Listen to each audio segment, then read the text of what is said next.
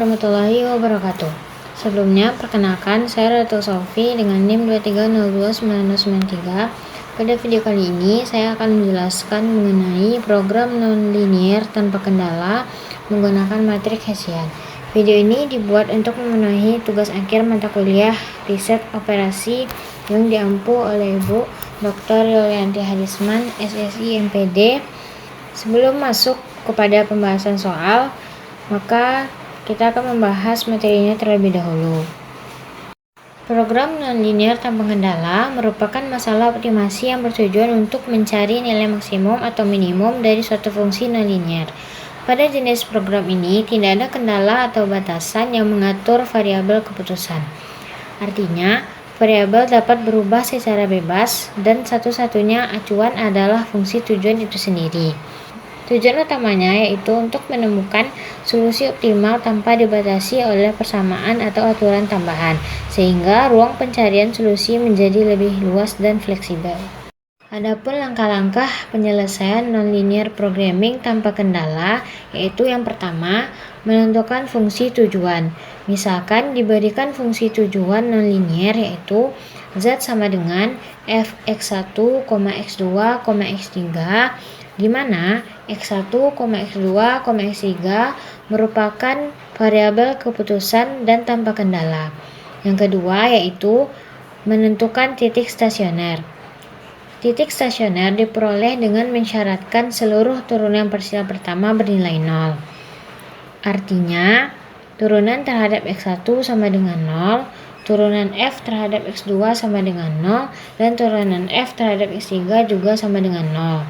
Nah, penyelesaian sistem persamaan tersebut akan menghasilkan titik stasioner yaitu Z0 sama dengan A, B, C. Langkah yang ketiga yaitu menentukan matrik Hessian. Matrik Hessian merupakan matriks yang tersusun dari turunan parsial orde 2 dari fungsi tujuan.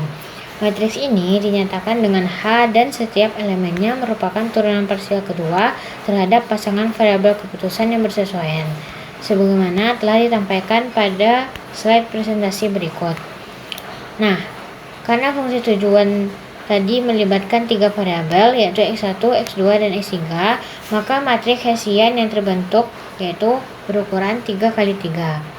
Namun, jika fungsi tujuan melibatkan n variabel yaitu x1, x2, dan xn, maka matriks Hessian yang dihasilkan berukuran n kali n. Selanjutnya yaitu menentukan minor utama. Minor utama dari matriks Hessian digunakan untuk menentukan sifat matriks Hessian. Kemudian, berfungsi juga dalam mengklasifikasikan titik stasioner sebagai titik minimum, maksimum, atau titik pelana. Nah, sebelumnya tadi kita sudah memperoleh matriks Hessian berukuran 3 kali 3.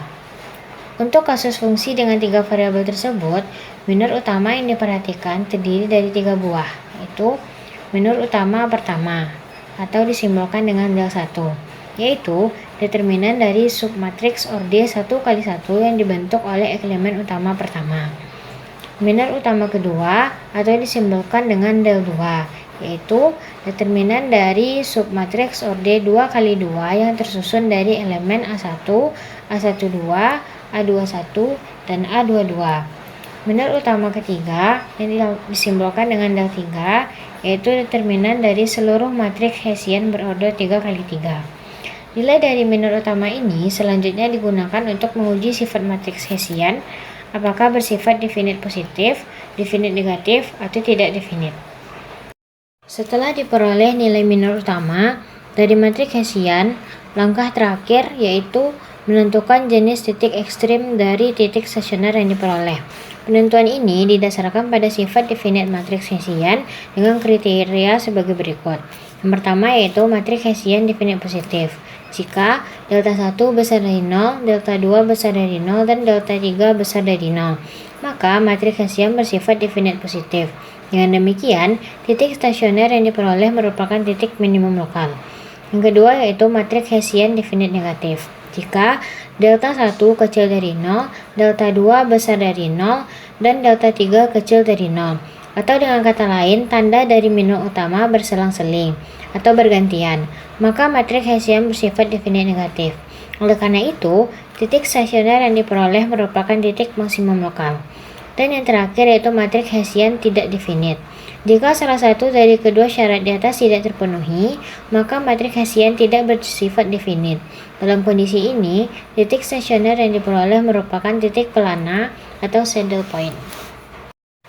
Nah, untuk memperjelas pemahaman kita, mari kita perhatikan contoh soal berikut. Sebuah perusahaan memproduksi 3 jenis produk, yaitu produk A, produk B, dan produk C. Biaya total produksi dalam satuan juta rupiah dinyatakan oleh suatu fungsi nonlinear sebagai berikut. F x1, x2, x3 sama dengan x1 kuadrat ditambah 2x2 kuadrat ditambah 3x3 kuadrat ditambah 2x1 kali x2 ditambah 2x1 kali x3 ditambah 2x2 kali x3 dikurang 6x1 kurang 8x2 dikurang 12x3 ditambah 30. Nah, tentukan titik optimasi dari fungsi tersebut, serta tentukan jenis optimasinya, apakah merupakan maksimum lokal atau minimum lokal. Pada soal ini, dapat kita definisikan bahwa X1 menyatakan jumlah produksi produk A, X2 menyatakan jumlah produksi produk B, dan X3 menyatakan jumlah produksi produk C. Nah, tujuan yang ingin dicapai yaitu untuk menentukan titik stasioner dan dari fungsi biaya tersebut, sekaligus mengidentifikasi jenis optimasinya. Untuk menyelesaikan soal tersebut, kita menggunakan langkah-langkah yang telah dijelaskan pada materi sebelumnya. Langkah pertama yaitu menentukan fungsi tujuan. Berdasarkan soal, fungsi tujuan yang akan dianalisis adalah Z sama dengan F x1, x2, x3 sama dengan x1 kuadrat ditambah 2x2 kuadrat ditambah 3x3 kuadrat ditambah 2x1 kali x2 tambah 2x1 kali x3 ditambah 2x2 kali x3 dikurang 6x1 dikurang 8x2 dikurang 12x3 ditambah 30. Kemudian langkah yang kedua yaitu menentukan titik stasioner. Nah, dari fungsi tersebut kita peroleh turunan F terhadap X1 yaitu 2X1 ditambah 2X2 ditambah 2X3 dikurang 6 sama dengan 0. Kemudian kita sederhanakan, maka diperoleh persamaan X1 tambah X2 tambah X3 sama dengan 3. Kemudian turunan F terhadap X2 yaitu 4X2 ditambah 2X1 ditambah 2X3 dikurang 8 sama dengan 0. Kita sederhanakan juga, maka diperoleh persamaan X1 ditambah 2X2 ditambah X3 sama dengan 4. Dan turunan F terhadap X3 yaitu 6X3 ditambah 2X1 ditambah 2X2 dikurang 12 sama dengan 0. Jika kita sederhanakan juga, maka kita peroleh persamaan X1 ditambah X2 ditambah 3X3 sama dengan 6. Untuk mendapatkan nilai dari X1, X2, dan X3, kita gunakan eliminasi pivot yang sederhana untuk menyelesaikan persamaan tersebut. Nah, tadi kita peroleh persamaan pertama yaitu X1 tambah X2 tambah X3 sama dengan 3. Persamaan kedua yaitu X1 tambah 2X2 tambah X3 sama dengan 4. Dan persamaan yang terakhir yaitu X1 tambah X2 tambah 3X3 sama dengan 6. Kita ubah ke dalam bentuk matriks seperti pada slide berikut. Kemudian kita lakukan OBE untuk mengubah matriks tersebut menjadi matriks segitiga atas.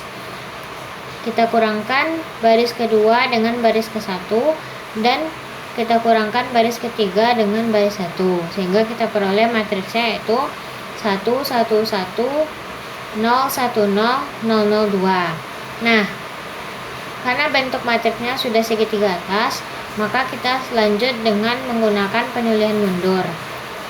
Dengan penilaian mundur kita peroleh 2x3 sama dengan 3. Maka x3 yaitu 3/2 atau sama dengan 1,5. Selanjutnya yaitu kita peroleh x2 sama dengan 1. Dan yang terakhir kita peroleh persamaan x1 ditambah x2 ditambah x3 sama dengan 3. Kita substitusikan nilai x3 dan nilai x2 yang telah kita peroleh ke dalam persamaan tersebut, sehingga menjadi x1 ditambah 1 ditambah 3/2 sama dengan 3. Sehingga kita dapatkan nilai x1 nya yaitu 1/2 atau sama dengan 0,5. Karena nilai x1, x2, dan x3 nya sudah ditemukan, maka kita peroleh titik stasionernya yaitu Z0 sama dengan 1/2, 1,3/2. Selanjutnya kita tentukan matriks Hessiannya. Teman-teman dapat melihat matriks Hessiannya dapat kita cari dengan turunan kedua sesuai dengan variabel yang bersesuaian, sehingga kita peroleh matriks Hessiannya yaitu 2, 22, 242, 226. Selanjutnya kita tentukan minor utama dari matriks Hessian, di mana del 1 tadi merupakan determinan dari elemen A11. A11-nya itu 2, sehingga del 1 sama dengan 2. Selanjutnya kita cari delta 2, di mana merupakan determinan dari matriks 2 kali 2 dengan elemen A11, A12, A21, dan A22. Sehingga determinan dari matriks 2, 2, 2, 4 yaitu 2 dikali 4 dikurang dengan 2 dikali 2 sama dengan 4. Kita peroleh del 2-nya yaitu 4. Dan yang terakhir yaitu kita cari del 3 dengan menggunakan determinan dari matriks 3 kali 3 Hessian tadi, sehingga kita peroleh determinan dari matriks 222, 242, dan 226. Nah, dengan menggunakan ekspansi kofaktor sepanjang kolom pertama, maka kita peroleh determinannya yaitu 2 dikali determinan matriks 4, 2, 2, 6 dikurang 2 dikali determinan matriks 2, 2, 2, 6 tambah 2 dikali determinan matriks 2, 2, 4, 2. Sehingga del 3 sama dengan 2 dikali 20 dikurang 2 dikali 8 ditambah 2 dikali negatif 4. Sehingga kita peroleh del 3-nya yaitu sama dengan 16. Langkah yang terakhir yaitu menentukan jenis titik ekstrim. Tadi kita sudah cari minor utama dari matriks Hessiannya, di mana kita peroleh del 1 sama dengan 2, di mana 2 merupakan besar dari 0.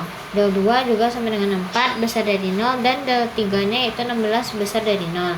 Sehingga dapat kita simpulkan bahwa matriks merupakan definite positif.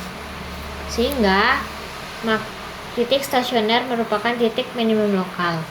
Jadi titik stasionernya tadi Z0 sama dengan 1/2, 1, dan 3/2. Titik tersebut merupakan titik minimum lokal.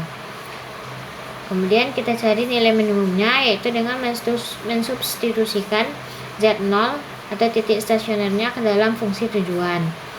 Dimana fungsi tujuan tadi fx1, x2, x3 sama dengan x1 kuadrat ditambah 2x2 kuadrat tambah 3x3 kuadrat tambah 2x1 dikali x2 ditambah 2x1 kali x3 ditambah 2x2 dikali x3 dikurang 6x1 dikurang 8x2 dikurang 12x3 ditambah 30.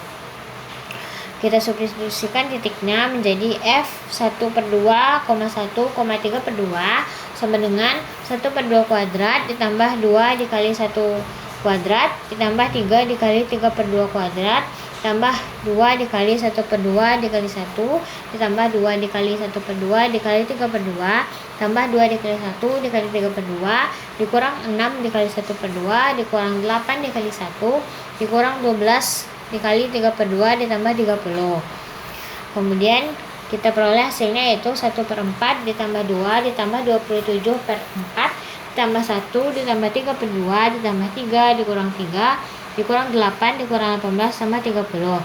Kemudian kita samakan penyebutnya menjadi 1 ditambah 8 ditambah 27 tambah 4 ditambah 6 tambah 12 dikurang 12 dikurang 32 dikurang 72 ditambah 120/4 sama dengan 62/4. Kita sederhanakan sama-sama dibagi 2 menjadi 31/2 atau sama dengan 15,5. Jadi dapat kita simpulkan bahwa biaya total produksi mencapai nilai minimum pada titik x1, x2, x3 di mana 1/2, 1,3/2 dan nilai minimum biaya produksi yang diperoleh pada kondisi tersebut adalah sebesar 31/2 juta atau 15,5 juta rupiah. Setelah kita membahas materi dan contoh soal dari non-linear programming tanpa kendala, kita dapat menyimpulkan bahwa metode NLP tanpa kendala merupakan teknik optimasi untuk menentukan nilai maksimum atau minimum dari fungsi nonlinear tanpa adanya batasan variabel. Proses optimasi dilakukan dengan memanfaatkan matrik Hessian untuk menganalisis kelangsungan fungsi melalui uji definitif, sehingga dapat ditentukan apakah suatu titik merupakan minimum, maksimum, atau titik pelana. Dengan pemahaman terhadap gradien turunan kedua dan sifat matrik Hessian, proses optimasi dapat dilakukan secara sistematis dan akurat. Baiklah, sekian penjelasan dari video mengenai penyelesaian nonlinear programming tanpa kendala menggunakan matrik Hessian. Mohon maaf apabila ada kesalahan dalam penyampaian materi. Saya akhiri dengan wassalamualaikum warahmatullahi wabarakatuh.